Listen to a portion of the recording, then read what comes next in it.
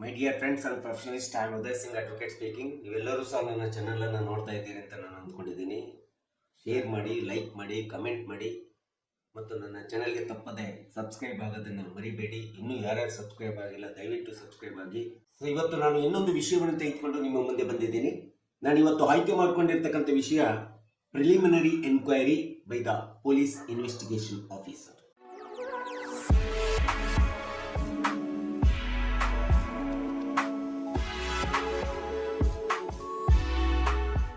As per section BNSS 178 and 179 ಪ್ರಕಾರ ಒಬ್ಬ police ಅಧಿಕಾರಿ ಪ್ರಾಥಮಿಕ ವಿಚಾರಣೆಯನ್ನ ಹೇಗೆ ಮಾಡಬೇಕು, ಈ ಒಂದು BNSS ಸೆಕ್ಷನ್ 178 179 ಅಡಿಯಲ್ಲಿ ಏನೇನು ನಿಯಮಗಳು ಹೇಳಲಾಗಿದೆ ಎಂಬತಕ್ಕಂಥದ್ರ ಬಗ್ಗೆ ಒಂದಿಷ್ಟು ವಿವರಣೆಯನ್ನು ಈ ವಿಡಿಯೋ ಮೂಲಕ ಹೇಳಲಿಕ್ಕೆ ಇಷ್ಟಪಡ್ತಾ ಇದ್ದೀನಿ. ಸೊ ಇದರಲ್ಲಿ ಈ ಒಂದು ಕಾಯ್ದೆ ಪ್ರಕಾರ ಒಬ್ಬ ಪೊಲೀಸ್ ಅಧಿಕಾರಿಯಾಗಿ BNSS ಸೆಕ್ಷನ್ 178 179 ಅಡಿ ಒಳಗಡೆ ಯಾವುದೇ ಒಂದು ಸಾರ್ವಜನಿಕರಿಂದ ದೂರು ಸ್ವೀಕರಿಸಿದಾಗ FIR ಫೈಲ್ ಆದಂತ ಸಂದರ್ಭದಲ್ಲಿ ಆ FIR ಅನ್ನ ಫೈಲ್ ಮಾಡಿ ವಿಕ್ಟಿಮರ್ಗೆ ಮತ್ತು ದೂರುದಾರಿಗೆ ಶೀಘ್ರವಾದಂತ ನ್ಯಾಯದಾನವನ್ನ ಕೊಡಬೇಕು ತನ್ನ ಪ್ರಾಥಮಿಕ ವಿಚಾರಣೆ ಮೂಲಕ ಅಂತೇಳಿ ಈ ಒಂದು ಸೆಕ್ಷನ್ BNSS ನಲ್ಲಿ ತಿದ್ದುಪಡಿ ತಂದಿರತಕ್ಕಂಥದ್ದು ನಾವು ನೋಡ್ತೀವಿ. ಹಳೆ CRPCಯಲ್ಲಿ ಬದಲಾಯಿಸಿ ಈ ಸೆಕ್ಷನ್ ಅನ್ನ ಆಡ್ ಮಾಡಿದ್ದಾರೆ. ಸೊ ಇಂಥ ಒಂದು ಈ ಸೆಕ್ಷನ್ 178 179 ಪ್ರಕಾರ ಪ್ರತಿಯೊಬ್ಬ ಪೊಲೀಸ್ ಅಧಿಕಾರಿಯ ಒಂದು ಆದ್ಯ ಕರ್ತವ್ಯವಾಗಿದೆ. ಯಾವುದೇ ವಿಧವಾದಂತಹ ಪ್ರಾಥಮಿಕವಾದಂತ ವಿಚಾರಣೆಯ ಪ್ರಿಲಿಮಿನರಿ ಎನ್ಕ್ವೈರಿಯನ್ನು ಮಾಡತಕ್ಕಂಥದ್ದು ಪ್ರತಿಯೊಂದು ಪೊಲೀಸ್ ಸ್ಟೇಷನ್ ಇನ್ವೆಸ್ಟಿಗೇಷನ್ ಅಧಿಕಾರಿಯ ಅಥವಾ ಪೊಲೀಸ್ ಅಧಿಕಾರಿಯ ಆದ್ಯ ಜವಾಬ್ದಾರಿಯಾಗಿದೆ, ಕರ್ತವ್ಯ ಅಂತೇಳಿ ಈ ಒಂದು ಸೆಕ್ಷನ್ಸ್ ಗಳು ಹೇಳ್ತಾ ಇದ್ದಾರೆ. ಸೊ ಇಂಥ ಒಂದು ಪ್ರಾಥಮಿಕ ವಿಚಾರಣೆಯನ್ನು ಯಾವಾಗ ದೂರು ಬಂದಂತ ಸಂದರ್ಭದಲ್ಲಿ ವಿಚಾರಣೆ ಮಾಡಬೇಕಾಗಿದೆ. ಈ ಒಂದು ಹೊಸ ಕಾಯ್ದೆಗಳ ಪ್ರಕಾರ BNS ಇರ್ಬೋದು, BNSS ಇರ್ಬೋದು ಅಥವಾ BSC ಇರ್ಬೋದು, ಭಾರತೀಯ ಸಾಕ್ಷ್ಯ ಅಧಿನಿಯಮದ ಪ್ರಕಾರ ಇನ್ವೆಸ್ಟಿಗೇಷನ್ ಆಫೀಸರ್ ಪ್ರತಿಯೊಂದು ದೂರುಗಳನ್ನ ಡಿಜಿಟಲ್ ಟೆಕ್ನಾಲಜಿ ಮೂಲಕ ಎನ್ಕ್ವೈರಿ ಮಾಡಬೇಕು, ವಿಚಾರಣೆ ಮಾಡಬೇಕು, ಪ್ರಾಥಮಿಕ ವಿಚಾರಣೆಯನ್ನು ಕೈಗೊಳ್ಳಬೇಕು ಎಂಬತಕ್ಕಂಥದ್ದನ್ನ ಸ್ಪಷ್ಟವಾಗಿ ಹೊಸ ಕಾಯ್ದೆಗಳು ಹೇಳ್ತಕ್ಕಂಥದ್ದು ನಾವು ನೋಡ್ತಾ ಇದ್ದೀವಿ. ಇವತ್ತು ಯಾವುದೇ ಒಬ್ಬ ಸಾರ್ವಜನಿಕ ದೂರನ್ನು ತೆಗೆದುಕೊಂಡು ಬಂದಂತ ಸಂದರ್ಭದಲ್ಲಿ ಎರಡು ವಿಧವಾದಂತ ರೀತಿಯಲ್ಲಿ ಪೊಲೀಸ್ ಅಧಿಕಾರಿ FIR ಮಾಡ್ಕೋಬಹುದಾಗುತ್ತೆ. ಒಂದು 0 FIR ಅಂತ ಹೇಳ್ತೀವಿ, ಇನ್ನೊಂದು EFIR ಅಂತ ಹೇಳ್ತೀವಿ. ಈ ರೀತಿ ಬಂದಂತ ದೂರುಗಳ ಮೂಲಕ ಅದು 0 FIR ಮೂಲಕ ಬಂದಿರಬಹುದು ಅಥವಾ ಇಮೇಲ್ ಮೂಲಕ ಬಂದಿರತಕ್ಕಂಥ ದೂರುಗಳನ್ನು ಸ್ವೀಕರಿಸಿ ಅವುಗಳನ್ನ ಪ್ರಾಥಮಿಕವಾದಂತ ಪ್ರಿಲಿಮಿನರಿ ವಿಚಾರಣೆ ಕೈಗೊಳ್ಳಬೇಕು. ಇಟ್ ಇಸ್ ಎನ್ ಮ್ಯಾಂಡೇಟರಿ ಅಂತೇಳಿ ಸೆಕ್ಷನ್ 178 BNSS ಹೇಳ್ತಕ್ಕಂಥದ್ದು ನಾವು ನೋಡ್ತಾ ಇದ್ದೀವಿ.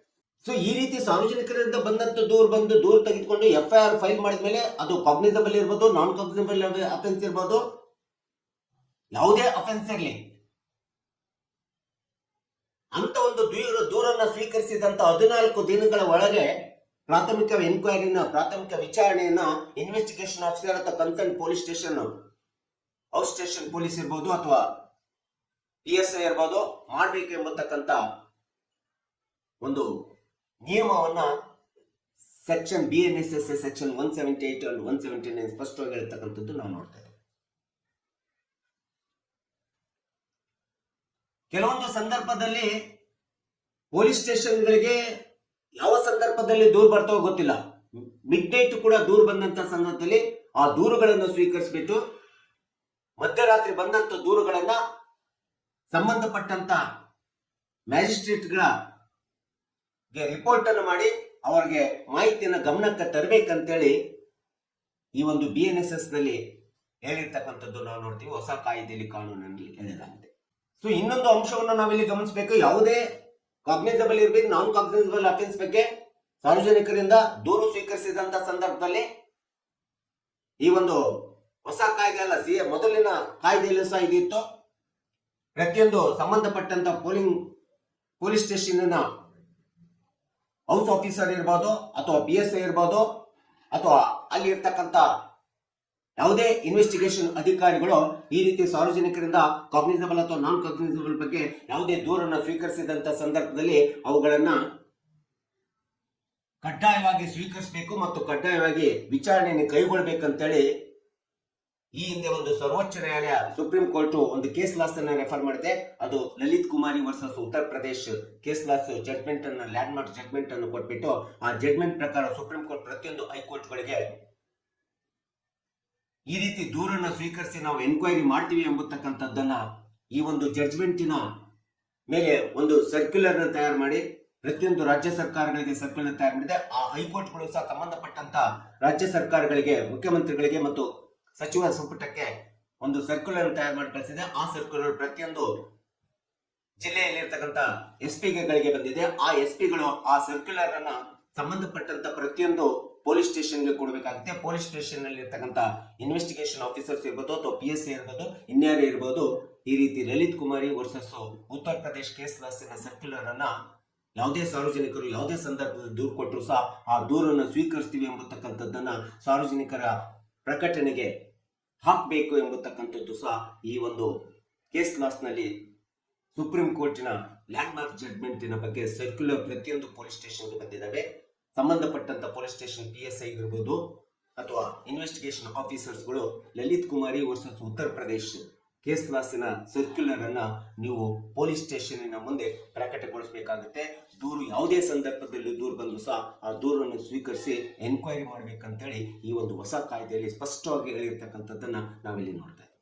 ಇವತ್ತು ಯಾವುದೇ ದೂರು ಬಂದಂತ ಸಂದರ್ಭದಲ್ಲಿ ಕಂಪ್ಲೇಂಟ್ ಅನ್ನು ಸ್ವೀಕರಿಸುವಂತದ್ದಿರ್ಬೋದು ಅಥವಾ ವಿಚಾರಣೆ ಮಾಡತಕ್ಕಂಥದ್ದಿರ್ಬೋದು ಅಥವಾ ಅರೆಸ್ಟ್ ಮಾಡ್ತಕ್ಕಂಥದ್ದು, ದಸ್ತಗಿರಿ ಮಾಡ್ತಕ್ಕಂಥದ್ದಿರ್ಬೋದು, ಇವೆಲ್ಲವುಗಳನ್ನು ಸಹ ಈ BSC ಅಂತೇಳಿ ಭಾರತೀಯ ಸಾಕ್ಷ್ಯ ಅಧಿನಿಯಮ ಅಂತೇಳಿ ಏನ್ ಬಂದಿದೆ ಆ ಕಾಯ್ದೆ ಪ್ರಕಾರ ಮತ್ತು BNSS ಅಥವಾ BNS ಕಾಯ್ದೆ ಪ್ರಕಾರ ಪ್ರತಿಯೊಂದನ್ನು ಸಹ ಡಿಜಿಟಲ್ ಟೆಕ್ನಾಲಜಿ ಮೂಲಕ ಪ್ರಾಥಮಿಕ ವಿಚಾರಣೆಯನ್ನು ಮಾಡಬೇಕು, ಪ್ರಿಲಿಮಿನರಿ ಎನ್ಕ್ವೈರಿಯನ್ನು ಮಾಡ್ಬೇಕಂತೇಳಿ ಈ ಒಂದು ಕಾಯ್ದೆ, ಹೊಸ ಕಾಯ್ದೆಗಳು ಹೇಳ್ತಕ್ಕಂಥದ್ದನ್ನು ನಾವು ನೋಡ್ತಾ ಇದ್ದೀವಿ. ಯಾವುದೇ ಆರೋಪಿಯನ್ನ ದಸ್ತಗಿರಿ ಮಾಡಬಹುದು ಅಥವಾ ಅರೆಸ್ಟ್ ಮಾಡಬಹುದು. ಈ ರೀತಿ ದಸ್ತಗಿರಿ ಮತ್ತು ಅರೆಸ್ಟ್ ಮಾಡುವಂತ ಸಂದರ್ಭದಲ್ಲಿ ಸುಪ್ರೀಂ ಕೋರ್ಟಿನ ಕೇಸ್ ಲಾಸ್ ಆಗಿರ್ತಕ್ಕಂಥ ಹೈಲೇಶ್ Kumar versus judgment section 41A ಪ್ರಕಾರ it is a part of the investigation officer ಅಂತ ಹೇಳ್ತಾರೆ. ವಿಚಾರಣೆ ಮಾಡುವಂತ ಅಧಿಕಾರಿಯ ಒಂದು ಭಾಗಶವಾದಂತ ಆದ್ಯ ಕರ್ತವ್ಯ ಆಗಿದೆ. ಈ ಒಂದು ಯಾವುದೇ ವ್ಯಕ್ತಿಯನ್ನು ಅರೆಸ್ಟ್ ಮಾಡುವಂತ ಸಂದರ್ಭದಲ್ಲಿ ಯಾಕೆ ಅರೆಸ್ಟ್ ಮಾಡ್ತಾ ಇದ್ದೀನಿ ಎಂಬತಕ್ಕಂಥದ್ದನ್ನು ಲಿಖಿತವಾಗಿ ದಾಖಲಿಸಿಕೊಳ್ಳಬೇಕಾಗುತ್ತೆ. ಆ ಲಿಖಿತವಾಗಿ ದಾಖಲಿಸಿಕೊಳ್ಳುವಂಥದ್ದು it is one of the process of the methods of the preliminary enquiry ಅಂತ ಹೇಳ್ತೀವಿ, ಪ್ರಾಥಮಿಕ ವಿಚಾರಣೆ ಅಂತೇಳಿ ನಾವು ಹೇಳ್ಬೇಕಾಗುತ್ತೆ. ಇದನ್ನ ಪ್ರತಿಯೊಬ್ಬ ಇನ್ವೆಸ್ಟಿಗೇಷನ್ ಆಫೀಸರ್ ಅಥವಾ ಪೊಲೀಸ್ ಅಧಿಕಾರಿಗೆ ಇದು ಬಹಳ ಮಹತ್ವಪೂರ್ಣವಾದಂತ ಅಂಶ. ಇನ್ನು 7 ವರ್ಷಕ್ಕಿಂತ ಹೆಚ್ಚು ಶಿಕ್ಷೆಗೆ ಒಳಪಡುವಂತ ಯಾವುದೇ ಆರೋಪಿಯನ್ನ ಅರೆಸ್ಟ್ ಮಾಡುವಂತ ಸಂದರ್ಭದಲ್ಲಿ, ದಸ್ತಗಿರಿ ಮಾಡುವಂತ ಸಂದರ್ಭದಲ್ಲಿ ಕಾರಣವನ್ನು ಕೊಡಬೇಕಾಗುತ್ತೆ. ಕಾರಣವನ್ನು ಕೊಡಬೇಕು. ಕಾರಣವನ್ನು ಕೊಡುವುದರ ಜೊತೆಗೆ ಯಾವ ದಿನ, ಯಾವ ಸಮಯ, ಯಾವ ಕಾರಣದಿಂದ ನಾನು ಅರೆಸ್ಟ್ ಮಾಡಿದ್ದೀನಿ ಎಂಬತಕ್ಕಂಥದ್ದನ್ನ ದಾಖಲಿಸಿಕೊಂಡು, ರೀಸನ್ ಅನ್ನು ಕೊಟ್ಟು ದಾಖಲಿಸಿಕೊಂಡು, ದಿನ ಸಮಯ ಪ್ರತಿಯೊಂದನ್ನು ದಾಖಲಿಸಿಕೊಂಡು ಅವನನ್ನು ಅರೆಸ್ಟ್ ಮಾಡತಕ್ಕಂಥದ್ದು ಒಂದು ಪ್ರಾಥಮಿಕ ವಿಚಾರಣೆಯ ಒಂದು ನಿಯಮ, ಪ್ರೊಸೆಸ್ ಅಂತೇಳಿ ನಾವು ಹೇಳ್ಬೇಕಾಗುತ್ತೆ. ಸೊ ಅರೆಸ್ಟ್ ಮಾಡಿ ದಾಖಲಿಸಿಕೊಳ್ಳುವುದರ ಜೊತೆಗೆ ಅವನಿಗೆ ಒಂದು ನೋಟಿಸ್ ಅನ್ನು ಇಶ್ಯೂ ಮಾಡಬೇಕಾದ್ರೆ, ಆದ್ರೆ ನೋಟಿಸ್ ಅನ್ನು ಇಶ್ಯೂ ಮಾಡುವಂತ ಸಂದರ್ಭದೊಳಗಡೆ ತನ್ನ ಮೇಲಾಧಿಕಾರಿಯಾಗಿರ್ತಕ್ಕಂಥ DYSPಗಿಂತ ಕೆಳ ಹಂತದಲ್ಲಿ ಇಲ್ಲದೆ ಇರ್ತಕ್ಕಂಥ ಅಧಿಕಾರಿಯ ಪೂರ್ವಭಾವಿ ಪರ್ಮಿಷನ್, ಪ್ರೀ ಪರ್ಮಿಷನ್ ಅಂತ ಹೇಳ್ತೀವಿ, ಪೂರ್ವಭಾವಿ ಒಪ್ಪಿಗೆಯನ್ನು ತೆಗೆದುಕೊಂಡು ಅನುಮತಿಯನ್ನು ಪಡ್ಕೊಂಡು ನಂತರ ನೋಟಿಸ್ ಅನ್ನು ಕೊಟ್ಟು 7 ವರ್ಷಕ್ಕಿಂತ ಮೇಲ್ಪಟ್ಟ ಯಾವುದೇ ಕಾಗ್ನಿಸಬಲ್ ಅಫೆನ್ಸಸ್ಗಳು ಬಂದಾಗ ಅಂತ ವ್ಯಕ್ತಿಗಳನ್ನ ದಸ್ತಗಿರಿ ಅಥವಾ ಅರೆಸ್ಟ್ ಮಾಡ್ಬೇಕಂತೇಳಿ ಈ ಒಂದು ಪ್ರಾಥಮಿಕ ವಿಚಾರಣೆ ಒಳಗಡೆ ಸ್ಪಷ್ಟವಾಗಿ ಸೆಕ್ಷನ್ 178 ಅಂಡ್ 179 ಹೇಳ್ತಕ್ಕಂಥದ್ದು ನಾವು ನೋಡಬೇಕು.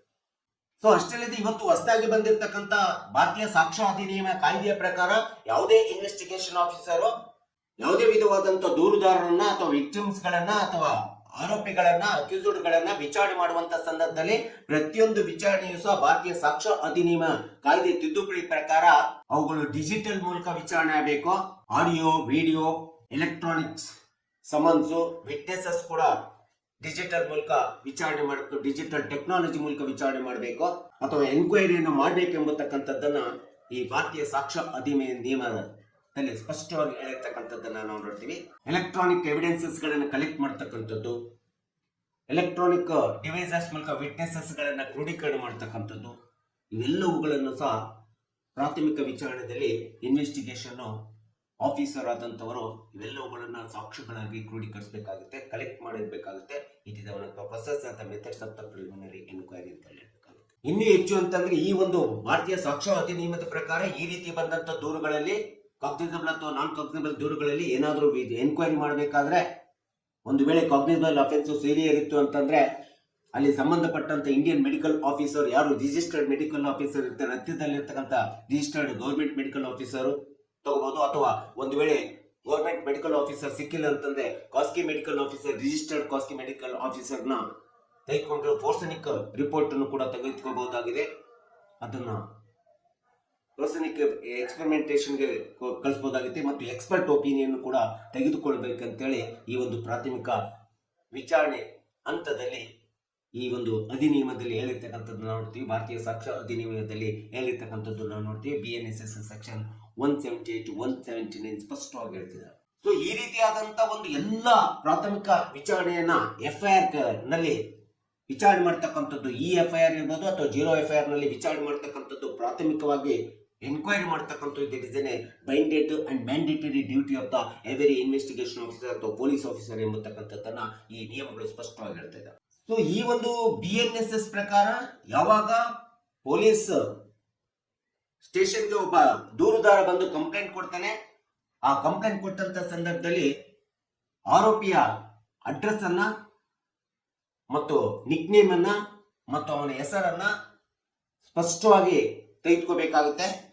ಈ ಮಾಹಿತಿಯನ್ನ, ಆರೋಪಿಯ ಮಾಹಿತಿಯನ್ನು ಸ್ಪಷ್ಟವಾಗಿ ತೆಗೆದುಕೊಂಡ್ಬಿಟ್ಟು ಅವುಗಳನ್ನ ಸಂಬಂಧಪಟ್ಟಂತ ಪೊಲೀಸ್ ಸ್ಟೇಷನ್ನಿನ ಅಧಿಕಾರಿ, ಇನ್ವೆಸ್ಟಿಗೇಷನ್ ಆಫೀಸರು ಅದನ್ನ ಅವರೆಲ್ಲ ವಿಷಯ ವಿವರಣೆಯನ್ನು, ಆರೋಪಿಯ ಹೆಸರು, ನಿಕ್ ನೇಮು, ಅಡ್ರೆಸ್ಸು ಮತ್ತು ಅವರ ಮೊಬೈಲ್ ನಂಬರು, ಫೋನ್ ನಂಬರು, ಅದು ಕೇರ್ ಆಫ್ ಅಡ್ರೆಸ್ ಇದ್ರೆ ಕೇರ್ ಆಫ್ ಅಡ್ರೆಸ್, ಇದೆಲ್ಲದನ್ನು ತೆಗೆದುಕೊಂಡು ಪ್ರತಿಯೊಂದು ಪೊಲೀಸ್ ಸ್ಟೇಷನ್ನಿನ ASIಗಿಂತ ಕಡಿಮೆ ಇಲ್ಲದೆ ಇರ್ತಕ್ಕಂಥ ಹುದ್ದೆಯಲ್ಲಿರ್ತಕ್ಕಂಥ ಅಧಿಕಾರಿ ಈ ಒಂದು ಪ್ರತಿನಿತ್ಯ ಬರುವಂತ ದೂರು ಕೊಡುವಂತವರ ಒಂದು ವಿವರಣೆ ಮತ್ತು ಆರೋಪಿಯ ಮೇಲೆ ಏನ್ ಕೊಟ್ಟಿರ್ತಾರೆ ಆರೋಪಿಯ ವಿವರಣೆಯನ್ನು, ಆ ಆರೋಪಿಯ ಸಂಪೂರ್ಣ ವಿವರಣೆಯನ್ನು, ಮಾಹಿತಿಯನ್ನ ಪಡ್ಕೊಂಡು ಒಂದು ರಿಜಿಸ್ಟರ್ಡ್ ಅನ್ನ ಮೇಂಟೈನ್ ಮಾಡಬೇಕು. ಆ registered it has to be submitted before the honourable court ಅಂತ ಹೇಳುತ್ತೆ. ಮ್ಯಾಜಿಸ್ಟ್ರೇಟ್ ಕೋರ್ಟ್ ಕೇಳಿದಂತ ಸಂದರ್ಭದಲ್ಲಿ ಆ ರಿಜಿಸ್ಟರ್ ನ ಸಬ್ಮಿಟ್ ಮಾಡಬೇಕಾಗುತ್ತೆ. ಇದು ಪ್ರಿಲಿಮಿನರಿ ಎನ್ಕ್ವೈರಿಯಲ್ಲಿ ಬರ್ತಕ್ಕಂಥ ಒಂದು ಅತಿ ಪ್ರಮುಖವಾದಂತ ಪ್ರಕ್ರಿಯೆ ಅಂತೇಳಿ ನಾವು ಹೇಳ್ಬೇಕಾಗುತ್ತೆ. ಇನ್ನು ಪ್ರಾಥಮಿಕ ವಿಚಾರಣೆ ಒಳಗಡೆ ಕಾಗ್ನಿಸಬಲ್ ಕೇಸ್ ಒಳಗಡೆ FIR ದಾಖಲಾಗಿ ಚಾರ್ಜ್ ಶೀಟ್ ಹಾಕುವಂತ ಸಂದರ್ಭದಲ್ಲಿ ಅಥವಾ FIR ದಾಖಲಾದಂತ ಸಂದರ್ಭದಲ್ಲಿ ಅದು ವಿಶೇಷವಾಗಿ ಹ್ಯಾಂಡ್ ಕಾಫ್ ಬಗ್ಗೆ ಬರ್ತದೆ. ಇಷ್ಟು ದಿನ CRPC ಒಳಗಡೆ ಹ್ಯಾಂಡ್ ಕಾಫ್ ಹಾಕ್ಲೇಬೇಕು ಎಂಬತಕ್ಕಂಥದ್ದು ಕಡ್ಡಾಯ ಇರಲಿಲ್ಲ. ಆದ್ರೆ BNSS ಹೊಸ ಕಾಯ್ದೆ ಜಾರಿಗೆ ಬಂದಾಗಿನಿಂದ ಹ್ಯಾಂಡ್ ಕಾಫ್ ಅನ್ನು ಹಾಕತಕ್ಕಂಥದ್ದು ಪೊಲೀಸಿನ ಅಧಿಕಾರಿಗಳಿಗೆ ಬಿಟ್ಟಿರ್ತಕ್ಕಂಥದ್ದನ್ನ ಅವರಿಗೆ ಅಧಿಕಾರವನ್ನು ಕೊಡಲಾಗಿದೆ. ಆದ್ರೆ DYSPಗಿಂತ ಕಡಿಮೆ ಇಲ್ಲದೆ ಇರ್ತಕ್ಕಂಥ ಒಬ್ಬ ಅಧಿಕಾರಿಯ ಅನುಮತಿಯನ್ನು ಪಡ್ಕೊಂಡು ಅಥವಾ DYSP ಯಾವುದೇ ಒಂದು ಆರೋಪಿಗೆ, ಅಪರಾಧಿಗೆ ಈ ಕಾಗ್ನಿಸಬಲ್ ಕೇಸ್ನಲ್ಲಿ ಪ್ರಾಥಮಿಕ ವಿಚಾರಣೆ ಕೈಗೊಂಡ ಸಂದರ್ಭದಲ್ಲಿ ಅವನಿಗೆ ಕೈಕೋಳವನ್ನು ಹಾಕುತ್ತಕ್ಕಂಥದ್ದು, ಬಿಡುತ್ತಕ್ಕಂಥ ಒಂದು ಸ್ಪಷ್ಟ ಅಧಿಕಾರ. ಅದು ವಿಶೇಷವಾಗಿ ರೇಪು, ಮರ್ಡರು, ಡಕಾಯಿತಿ ಕೇಸ್ಗಳಲ್ಲಿ DYSP ಆರೋಪಿಗಳಿಗೆ, ಅಪರಾಧಿಗಳಿಗೆ ಕೈಕೋಳವನ್ನು ಹಾಕಿ ಕರ್ಕೊಂಡು ಬರಬಹುದು ಎಂಬತಕ್ಕಂಥ ಒಂದು ಅಧಿಕಾರವನ್ನ, ಹ್ಯಾಂಡ್ ಕಾಫ್ ಅಧಿಕಾರವನ್ನು ಪ್ರಾಥಮಿಕ ವಿಚಾರಣೆ ಒಳಗಡೆ ಪೊಲೀಸ್ ಸ್ಟೇಷನ್ ಅಧಿಕಾರಿಗಳಿಗೆ ಕೊಟ್ಟಿರ್ತಕ್ಕಂಥದ್ದು ಈ ಕಾನೂನಿನಲ್ಲಿ ಸ್ಪಷ್ಟವಾಗಿ ಹೇಳ್ತಾ ಇದೆ.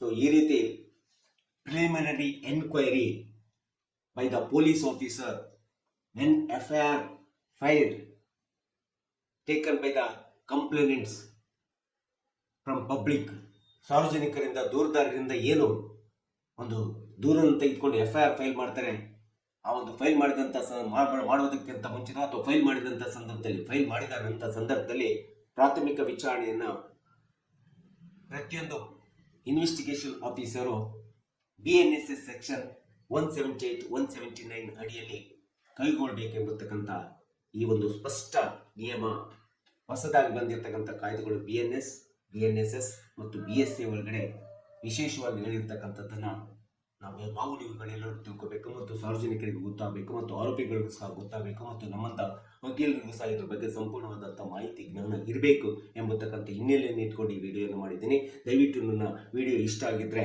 ಶೇರ್ ಮಾಡಿ, ಲೈಕ್ ಮಾಡಿ, ಕಮೆಂಟ್ ಮಾಡಿ ಮತ್ತು ನನ್ನ ವಿಡಿಯೋಗೆ ಸಬ್ಸ್ಕ್ರೈಬ್ ಆಗೋದನ್ನ ಮರಿಬೇಡಿ ಅಂತ ಹೇಳ್ತಾ ಇವತ್ತಿನ ವಿಷಯಕ್ಕೆ ವಿರಾಮವನ್ನು ಹೇಳ್ತೀನಿ. ಇನ್ನೊಂದು ವಿಷಯವನ್ನು ತೆಗೆದುಕೊಂಡು ನಾನು ನಿಮ್ಮ ಮುಂದೆ ಬರ್ತೀನಿ. ಜೈ ಹಿಂದ್, ಜೈ ಕರ್ನಾಟಕ.